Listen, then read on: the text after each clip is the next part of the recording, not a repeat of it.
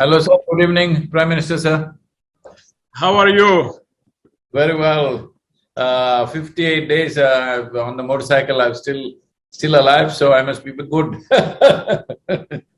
Well, I would like very much to salute you for the spirit of resistance and for what you are doing to save the soil of earth. This is not the first time that I see you. I have seen some of your videos, and I have realized that I am talking to an exceptional man who is a medical doctor in a way, and a sociologist, an environmentalist, but on top of all, a philosopher.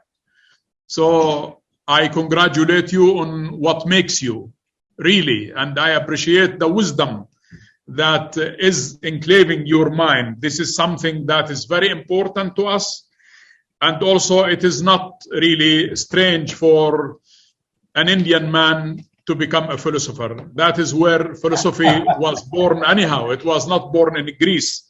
It was born maybe earlier than the Greek philosophers. But anyhow, so I wish you all the best and my full support, and I take your initiative seriously. And I should tell you one important thing. I was having, like 5-6 years ago, I was talking to an Indian a group of activists, and one word I kept using is that, referring to Palestinians under occupation, that we are attached to our land. And I kept saying that we are the sons of the soil. Yes. And these settlers who come from Brooklyn and who come from other places, there is no way you can bring a plant from Siberia and plant it in Palestine. It does not work. We are the sons of the soil, and therefore we are the organic product of our soil and of our land. So it is good that you are reminding the whole the whole world of what does it mean to really preserve the soil as source of food for people, because you are 100% right. It is not the Ukraine crisis that is going, and the chain supply that is going to affect food supply. It is also that the earth will not be able to produce enough organic products, enough food for more than 7 billion people. So land is shrinking and people are growing. Soil is shrinking and people are growing. In our case, it is so sad to tell you that the aggressive settler colonialism has caused incredible damage to our environment. It is sad to tell you that 2.5 million trees have been uprooted by the Israeli settlers since 1967, when Palestine became under occupation. So that this is really something that's worth mentioning to you. And maybe I should also, I'm 100% in full support with what you call for. Change the narrative. I think it is very important that we don't only change narrative, but it is also important that we change mindsets, the way we perceive things. We should not take things for granted. A lot of people take things for granted. You know, food should be there. You know, drinking water is always available. It is not. We will face serious challenges on drinking water, on availability of soil, organic products. Human beings should not live on hormones or fruits or vegetables injected by hormones. You know, you put a cucumber in the fridge and it keeps growing because it is full of hormones under humid conditions and so on. And also, my dear friend, maybe, you know, when I was told that I will talk to you, I thought, okay, this man as a philosopher, also the issue for us is not only about soil and earth and so on. I should also bring to your attention very important issue, which is, you know, the Dead Sea is, we have 38 kilometers of shores of the Dead Sea as Palestine. The rest, On the east side is Jordan, and the other parts is the Israeli occupation side. You know, the Dead Sea will have no water at all. It will fully and totally dry up by 2044, according to estimates of experts. So we are really facing serious damages. Dead Sea, it means minerals, it means history, it means the lowest water point on earth, and so on and so forth. So this is also something that needs extra attention in your exercise and in your effort to really bring attention to what is happening in the world. Also, maybe last thing I should tell you, that we are fully engaged here in Palestine in land reclamation to avoid political desertification. What do I mean by that? Political desertification is the Israeli construction of Jewish settlements on the land, on fertile soil, on our mountains, on everywhere. And that is really damaging our environment and creating serious problem that land in Palestine is shrinking and the settlers are taking our source of livelihood. You know, and that's my last point to you, you know, Muslims in general, they believe in one thing, that God created a human being out of salsal. And salsal is actually something similar to clay. And clay is made of soil. So that, you know, if there will be no soil or enough soil, maybe human creatures will shrink also. But this is something that I will leave to your fertile mind to elaborate on that. I salute you and I respect your initiative and my full support of what is needed from the Palestinian side to support you. I'm ready to do that. So, all the best. Thank you very much, sir. And it's a pleasure and a privilege to be talking to you. When we were passing through Palestine, we had about 5 to 6 hours. We thought we will engage with you or somebody in your government, but unfortunately we got stuck in the security for almost 6–7 hours. So it got late and because of that we had to leave. Anyway, what I would like to say, sir, I know the political situations, whatever that is, geopolitical aspects, is not in my power to change that, but I would like to tell people of Palestine that whatever the political situation today may not be the same thing tomorrow. But the most important thing is we must keep our lands alive for future generations. Keeping it alive essentially means keeping the soil rich and alive, because politics will change, national boundaries will change, but the soil has to be alive, because that is a fundamental responsibility we hold for our children and future generations beyond them. So in this context, it is very important, the Palestinian soil, which has been feeding these people for thousands of years, and just a few decades ago, nearly 90% of your economy itself was agriculture.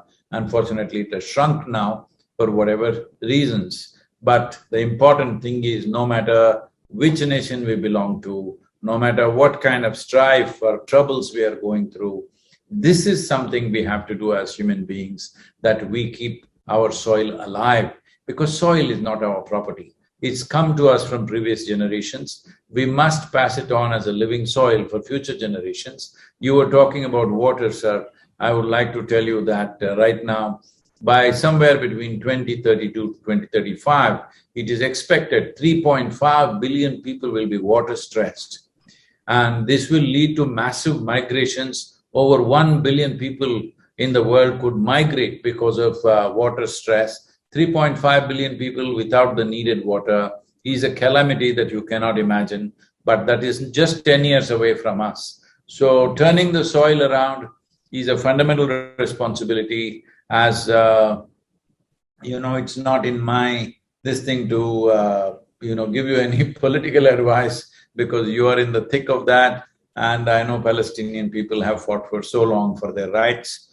I hope that gets resolved. But whichever way, whatever our other conditions are, we must keep our soil alive, because that is where future life will come from. Well, I mean, for sure. This is something, I mean, that you took the initiative.